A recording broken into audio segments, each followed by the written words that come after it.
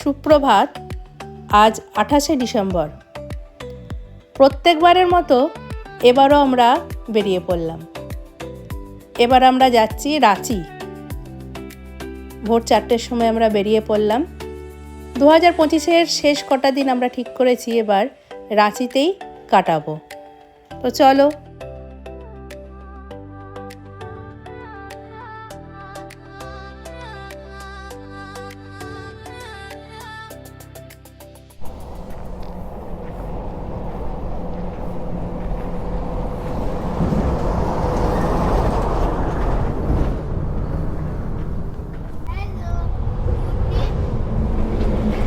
সুপ্রভাত। আমরা এখন চলে এসেছি বাঁধের শোল টোল প্লাজা। এই যে পেছনে টোল প্লাজা, কিন্তু এখনও টোল প্লাজা চালু হয়নি। আর একটু আমরা চা খেয়ে নেব। অনেকক্ষণ ধরে গাড়ি ড্রাইভ করছি, তো চা খাওয়ার জন্য একটু দাঁড়িয়েছে এখানটায়। এই যে চায়ের দোকান, তো এখানে একটু চা খেয়ে নেব। তো দেখি ভিতরে কীরকম চা পাওয়া যায়। গরম চা খেয়ে আমরা আবার রওনা দেব। এটা হচ্ছে রানীগঞ্জের কয়লা খনি। এরকম অনেক কয়লা খনি অনেকগুলো আছে, তার মধ্যে এটাও যথেষ্ট বড়।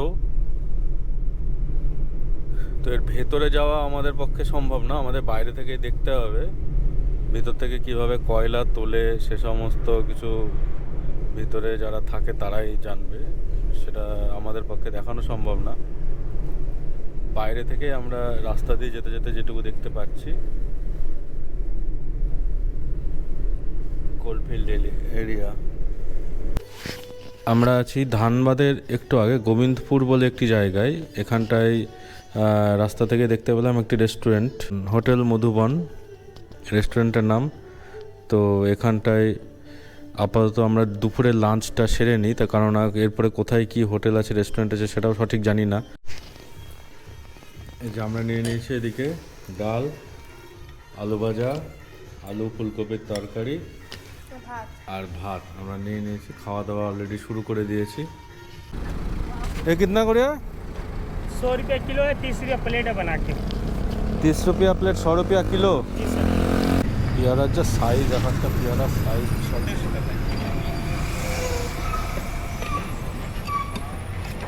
लिट्टी गरम कर रहे हैं इसको गरम कर रहे हैं। इसका अंदर क्या है? छत्तू হ্যাঁ, বলে চা দিজি, এক চা দিজি। আমরা এখন বোকারোতে আছি, বোকারোর উপর দিয়ে যাচ্ছি। তো একটু ঘুম পাচ্ছে, সেই জন্য একটু চা খেয়ে নিচ্ছি। চা খেয়ে নেব, ঘুম পাচ্ছে সেই জন্য।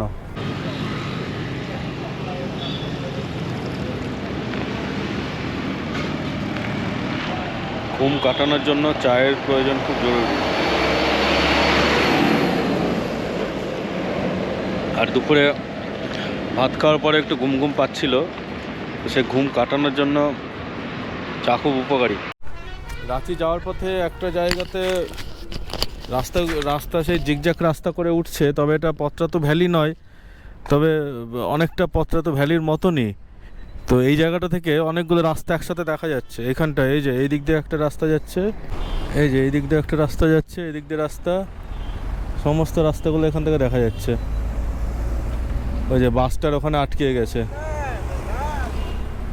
রাস্তা একটু জিগজ্যাগ টাইপের আছে, পাহাড়ে উঠতে হচ্ছে। যাই হোক, যাই এগোই।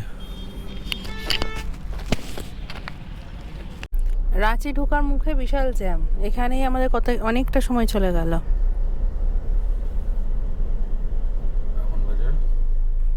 5:43 বাজে। তখন আমাদের হোটেলে চলে যাওয়ার কথা ছিল। এত জ্যাম, আমরা এখনো কখন গিয়ে পৌঁছাবো জানি না। এখন বাজে 6টা, সাড়ে 6টা, 6:30। অবশেষে আমরা পৌঁছে গেলাম আমাদের এই হোটেলে। এখনও কিছু বের করিনি, জাস্ট নামলাম। এই যে আমাদের হোটেলটা, হোটেল দ্য মহুয়া। এটা আমাদের হোটেলের রিসেপশন রুম। তো অল্প করে একটু দেখিয়ে দিই রিসেপশন রুমটা কীরকম। দিদা তো এসেই হাঁপিয়ে গেছে, সারাদিন অনেক জার্নি হয়েছে। 303 এটা। প্রথমে বড় একটা বেড, 3 জন আরাম করে শুতে পারবে। চেয়ার আছে, টেবিল আছে, টিভি, ওয়াটার কেটেল, চা কফি জল দিয়েছে। এই দিকে সম্ভবত আমাদের ব্যালকনি। হ্যাঁ, ছোট ব্যালকনি। মাউন্টেন ভিউ দিনের বেলা এসে দেখতে হবে। এই যে ওয়াশরুম, ওয়াশরুমের টাওয়াল, হেয়ার ড্রায়ার, বেসিন সবই আছে। আচ্ছা, বাইরে এখানটায় ফ্রিজ আছে, গরম জল ব্যবহার করা যাবে, হয়তো খাওয়ার জন্য নয়। আর সেটা ফ্রিজ আছে।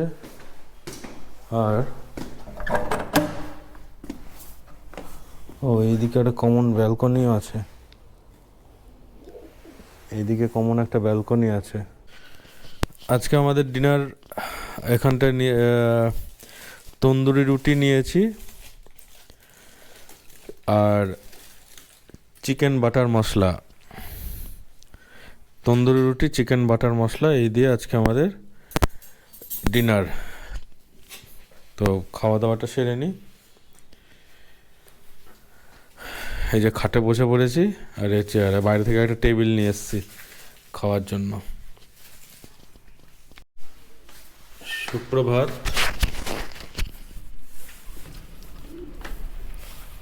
এই যে কালকে রাত্রিবেলায় যে ব্যালকনি থেকে দেখিয়েছিলাম,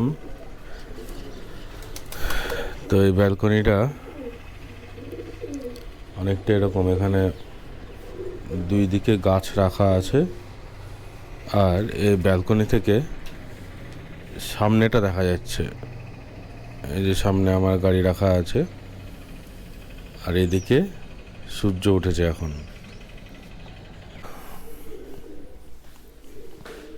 আর আমাদের রুমের ভিতরে যে ব্যালকনিটা সেটা দেখাচ্ছি। এটা হচ্ছে ডাইনিং থেকে ব্যালকনি। মানে এখানে আমাদের রুম আছে আর একটা রুম আছে, 303 আর 304। এই দুটো রুমের একটা এরকম অনেকটা ঠিক ডাইনিং স্পেস টাইপের দেওয়া আছে। এটাতে আর অন্য কোনো রুমের ইউজ করবে না। আর আমার রুমের ভিতরের ব্যালকনি থেকে এদিকে কি দেখা যায় সেটা একবার দেখাই।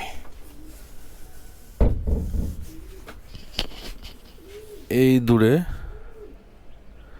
একটা পাহাড় দেখা যাচ্ছে এই রুমের ব্যালকনি থেকে। সেই জন্য এই রুমটার নাম বলছিল ওরা হিল ভিউ। একটা হিল ভিউ, একটা সিটি ভিউ। মানে এই দিকে যেগুলো আছে ওই সাইডে সেগুলো হচ্ছে সিটি ভিউ, আর এই দিকে হচ্ছে হিল ভিউ। আমরা চলে এলাম উপরে ব্রেকফাস্ট করতে। তো আমাদের ব্রেকফাস্ট যে ডাইনিংটা সেটা দেখায় একবার।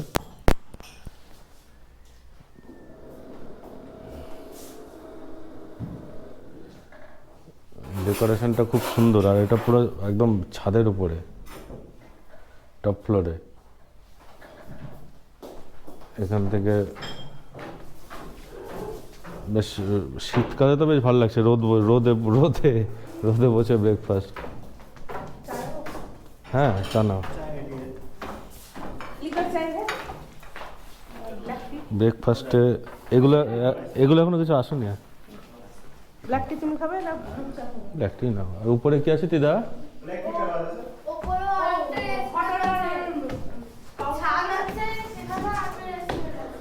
উপরে কি আছে দেখে আসি।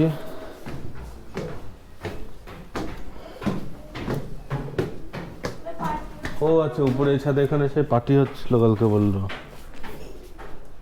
বার্থডে পার্টি যদি হয় সেইখানে হবে। ও আর এখানেও খাওয়ার ব্যবস্থা আছে ওদেরই।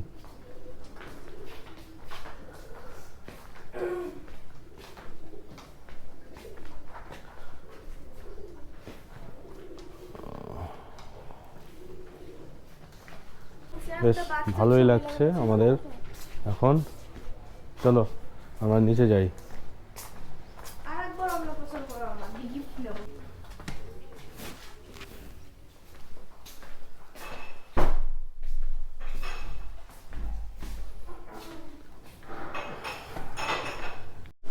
আচ্ছা, আপাতত এরা এখানে যা যা দিয়েছে সেগুলো বলে দিই, কেননা এখানে এগুলো এখনো আসেনি, হয়তো রেডি হবে।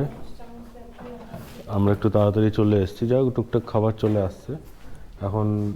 ব্রেড রেডি আছে, ফ্রুটস, আপেল, কলা, ছোলা, ডিম, কেলগস, কর্নফ্লেক্স।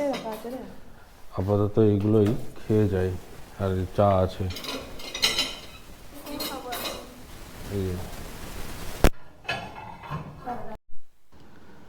চা খেতে খেতেই চলে এলো গরম গরম কড়াইশুঁটির কচুরি। ছোলার ডাল আর কড়াইশুঁটির কচুরি দিয়ে আমাদের ব্রেকফাস্টটা দারুণ জমে গেল। সব কিছু একদম হাতে গরম। এই যে দিনের বেলায় আমাদের হোটেলটা একবার দেখিয়ে দিই। কালকে অন্ধকারে দেখাচ্ছিলাম। এই যে আমাদের ব্যালকনিগুলোতে ডাইরেক্ট সূর্যের আলো পড়ছে, বেশ বেশ ভালো লাগছে। আমরা বেরোচ্ছি দশম ফলসের উদ্দেশ্যে। 8:48 এখন বাজে। দশম ফলস আমরা যাব, তারপর দেখি আর কোথায় যাওয়া যায়। আপাতত এখন গন্তব্য দশম ফলস।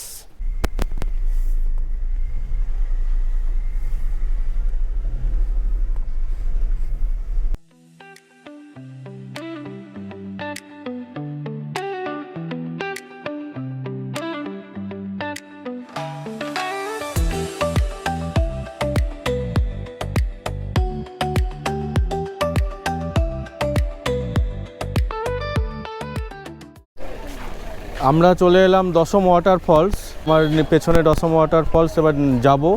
তো তার আগে এখানটায় পার্কিংয়ে গাড়ি রেখে দিয়েছি। উপরের দিকে একটা পার্কিং আছে, সেখানে বাস টাস থাকছে, আর নিচে পার্কিং আছে ছোট গাড়ি যেখানে থাকছে। তো এই ছোটো গাড়িগুলো আমি এখানটায় রেখে দিয়েছি। দশম ফলসের ওখানেই ব্রেকফাস্ট করার অনেক দোকান আছে, আপনারা ইচ্ছা করলে সেখানে ব্রেকফাস্ট করে নিতে পারেন। চল, ঠিক আছে। এই যে এরকম সিঁড়ি আছে, স্টেপ, তবে এটা বেশি নামার নেই, অল্প স্বল্প নামার আছে। এই যে এটা হচ্ছে আমাদের ফার্স্ট ভিউ পয়েন্ট, একদম নিচে। ওই যে এই আর একটা ভিউ পয়েন্ট থেকে দশম ওয়াটার ফলস। আমার নিচে দশম ওয়াটার ফলস। আমরা চলে এসেছি, তবে এখন বর্ষার তুলনায় জল কম আছে, তাও যথেষ্ট ভালোই লাগছে দেখতে। ওই দিকের উপরেও উঠেছে। এই যে এই গেটটা আছে, এটা বর্ষাকালে এটা বন্ধ থাকে, এই পর্যন্তই বর্ষাকালে নামা যায়, কিন্তু এখন খোলা আছে। প্রচুর লোক এখানটায় নেমে গেছে, আর এখন জল অনেক কম আছে। বর্ষাকালে আরও চারিদিক দিয়ে জল পড়ে, আর বর্ষাকালে জলটা অবশ্য ঘোলাটে থাকে। এখন জলটা পরিষ্কার, এখন সাদা জল বেরোচ্ছে।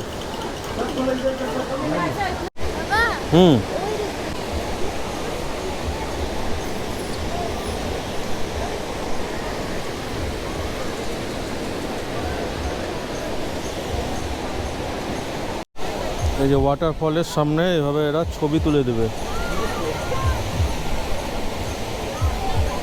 फोटो खींचने का कितना रुपया? 20, 30। ছবি তুলে দিতে এভাবে তুলে দেবে 30 টাকা।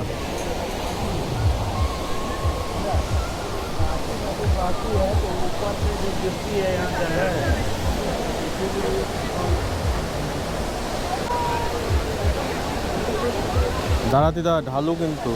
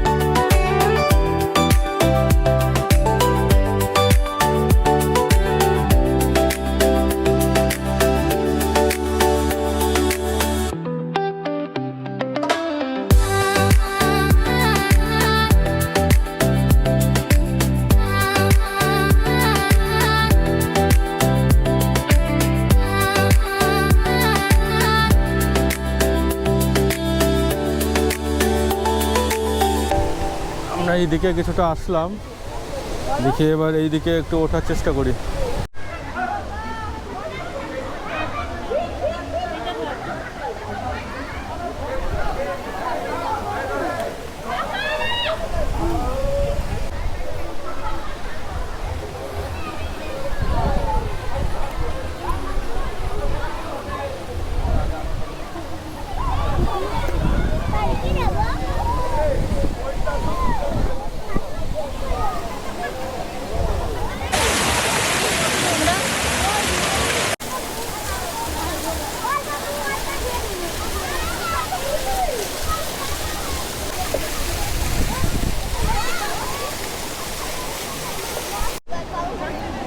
আমাদের দশম ফলস দেখা কমপ্লিট। এবার আমরা উপরে উঠি। এই যে আমাদের উপরে ওঠার রাস্তা, এই রাস্তা দিয়ে উপরে উঠতে হবে।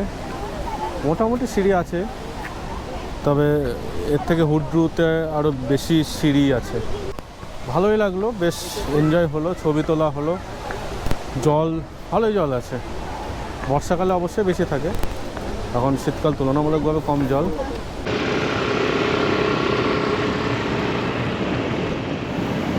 দশম ফলস দেখে আমরা এবার চলে এলাম সান টেম্পল দেখতে।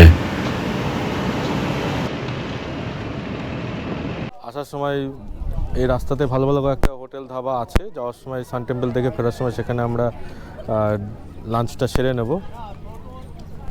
এই যে আমার পেছনে হচ্ছে সান টেম্পল।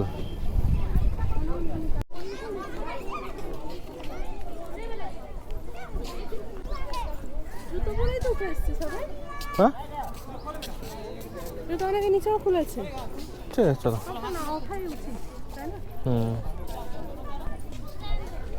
মন্দিরে জুতো পরে ওঠা উচিত না।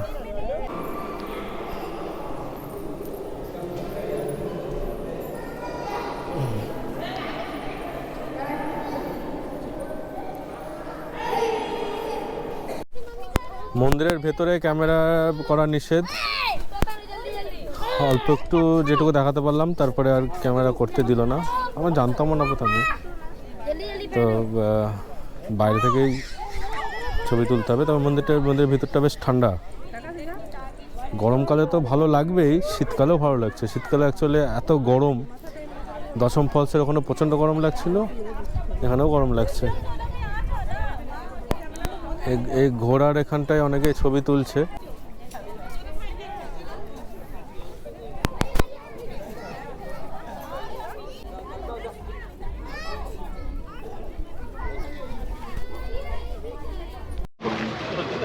আমাদের সান টেম্পল দেখা কমপ্লিট হলো। এবার আমরা বেরিয়ে যাচ্ছি। রাস্তার ধারে একটা ধাবা থেকে আমরা দুপুরের লাঞ্চ সেরে নেব।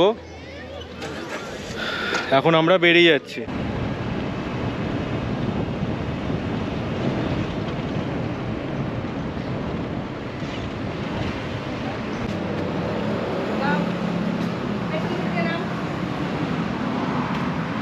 চলো, এখানে কি খাবার আছে দেখি। এই যে এখানটায় ভেজ থালি নিয়েছি, ভাত, পাঁপড়, স্যালাড, পনির, সবজি, ডাল। ভেজ থালি আমরা 3 জন নিয়ে নিয়েছি। পার ভেজ থালি হচ্ছে 200 টাকা করে।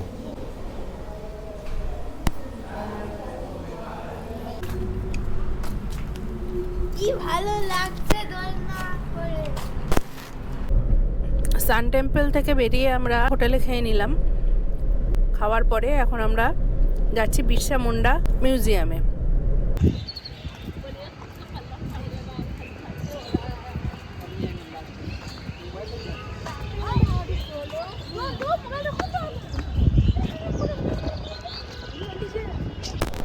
আমরা এসে পৌঁছালাম বিরসা মুন্ডা পার্ক। বিরসা মুন্ডা মিউজিয়াম আছে এখানটায়। আমরা ছোটবেলায় পড়েছিলাম বিরসা মুন্ডা মিউজিয়াম রাঁচিতে অবস্থিত। আমিও পড়েছি। হ্যাঁ, বিরসা মুন্ডা পার্কে আদিম মানুষের কথা আছে। হ্যাঁ, তো সেইগুলো দেখতে যাচ্ছি। তো তার আগে এখানে টিকিট কাউন্টার আছে। এই যে আমরা চলে এলাম বিরসা মুন্ডা মিউজিয়াম। আর এখানটায় ভেতরে ক্যামেরা নিয়ে প্রবেশ নিষেধ। ক্যামেরা যদিও ব্যাগের মধ্যে আছে, তো ক্যামেরার জন্য এক্সট্রা 1000 টাকা লাগবে, তো ক্যামেরা আর নিইনি, মোবাইল দিয়েই আমরা বিরসা মুন্ডা মিউজিয়ামে ঢুকলাম। মোবাইলে ভিডিও হয়তো করতে পারবো, করছি, যাই হোক। ভেতরে যাওয়া যাক।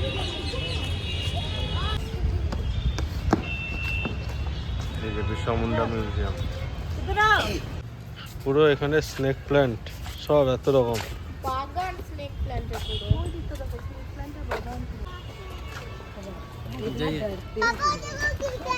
ফ্যামিলি নিয়ে বসে পড়েছে। হ্যাঁ, ওকলে বস।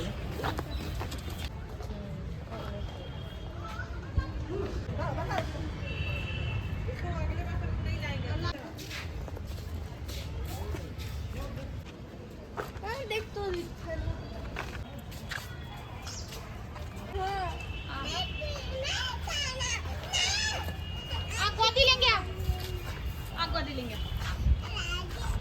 क्या हुआ?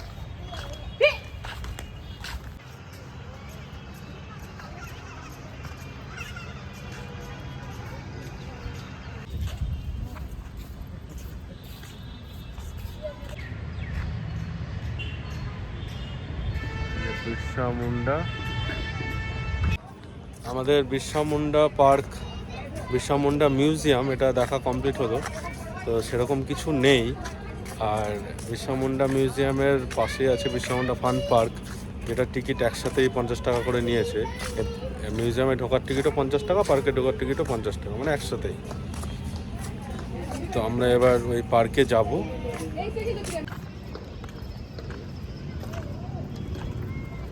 এই যে বিরসা মুন্ডা ফান পার্ক, এখানে এরকম বেলুন আছে,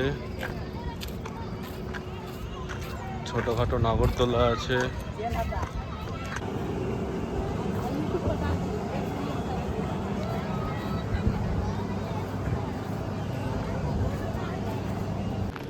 রাঁচি শহরে এক জায়গা থেকে আরেক জায়গায় যেতে গেলে অনেকটা টাইম হাতে করে বেরোতে হবে। প্রথম কথা, রাস্তায় তো কোনো সিগন্যাল ব্যবস্থা নাই। ক্যামেরা লাগানো আছে উপরে। হ্যাঁ, উপরে ক্যামেরা লাগানো আছে, রাস্তায় কোনো সিগন্যালের ব্যবস্থাই নাই। আর যার জন্য এত জ্যাম হচ্ছে। 15 মিনিটের রাস্তা আধ ঘন্টা 1 ঘন্টা সময় নিয়ে নিচ্ছে। এই যে জ্যামে পড়ে আছি। বাবা, ফ্ল্যাটটা তো কি সুন্দর গো, কর্নার কর্নার ফ্ল্যাট।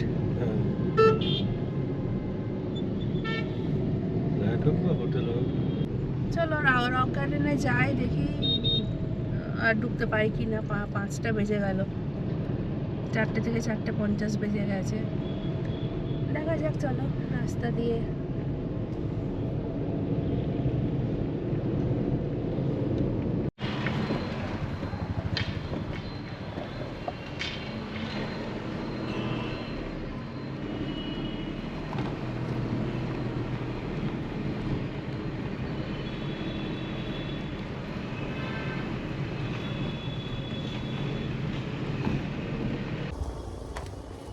ব্যাপারটা হচ্ছে, রক গার্ডেনে ক্যামেরা নিয়ে প্রবেশ নিষেধ, ক্যামেরার জন্য চার্জ লাগবে।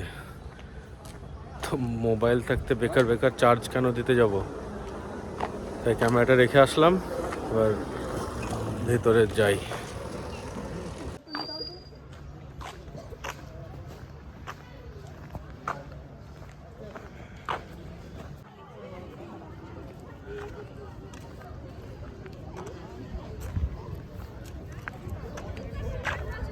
এটা হচ্ছে আমাদের সেই রক গার্ডেন থেকে এই লেকের ভিউ।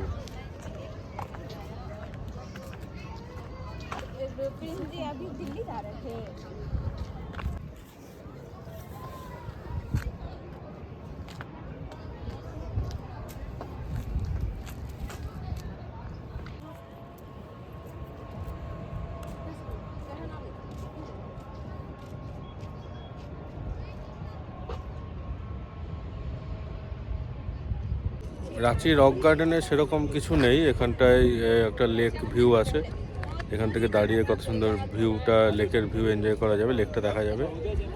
আর বিভিন্ন পাথর আছে, পাথরের মধ্যে দিয়েই, আর কিছু নেই সাধারণত।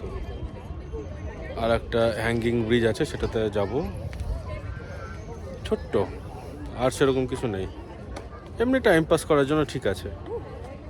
হাতে যদি সময় থাকে হোটেলে না গিয়ে এই 30 টাকা টিকিট কেটে, 30 টাকা না সরি 50 টাকা টিকিট কেটে এসে দেখা। রক গার্ডেনের এখানটায় রেস্টুরেন্টও আছে, আর এই দিক দিয়ে এই যে হ্যাঙ্গিং ব্রিজ,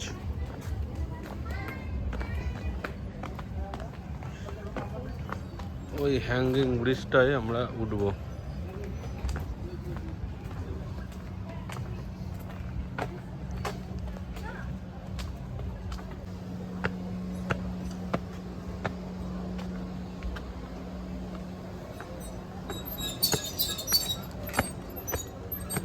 কি ভয় ভয় পাচ্ছে? আচ্ছা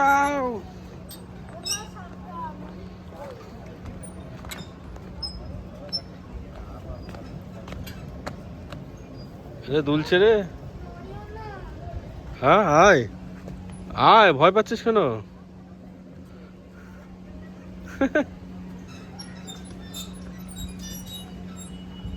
আয়।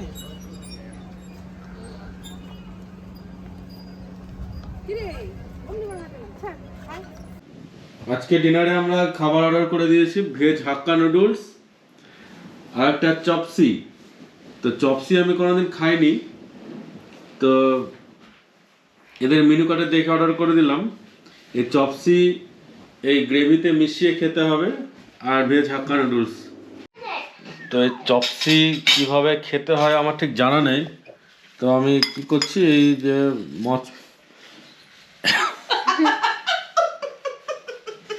এটা মনে হচ্ছে সেই ম্যাগিগুলো ভেজে দিয়েছে। খেতে ভালো, যে চপসিগুলো কিন্তু খেতে ভালো। ম্যাগিগুলো ভেজে দিয়েছে, মচমচ মচমচ করছে। এটা যে গ্রেভিটা দিয়েছিল তার সঙ্গে মাখিয়ে দিচ্ছি, মাখিয়ে দিয়ে খাবো। আগে ওটা খাবে না আগে এটা খাবে? ওটা ঠান্ডা হয়ে যাবে, ওটা খেয়ে নিলেই হবে, আগে পরে না, মানে দুটো একসাথে খেতে হবে। মাখিয়ে কেমন খেতে লাগছে দেখি একটু। এটা এটা ধর তো একটু ধর। তো গলতে দিতে হতো না। না না বলবে না, এটা মচমচে হবে, এটা মচমচে হিসাবে খেতে হবে। না না খেতে ভালো, চপসি খেতে ভালো, বেশ মুচমুচে খেতে ভালো। पूल में पेशाब मत करना, टॉयलेट में जाओ। বেশ গ্রেভির মধ্যে একটা ठीक है। ম্যাগি ভেজে, ঝুরঝুরে ম্যাগি ভাজা দিয়ে যেরকম হয় মচমচ করছে, একটু গ্রেভির মধ্যে সস টস আছে, ক্রিসপি। খারাপ লাগছে না কিন্তু, এটা অন্যরকম, প্রথম খেলাম। आपका बच्चा कहाँ है?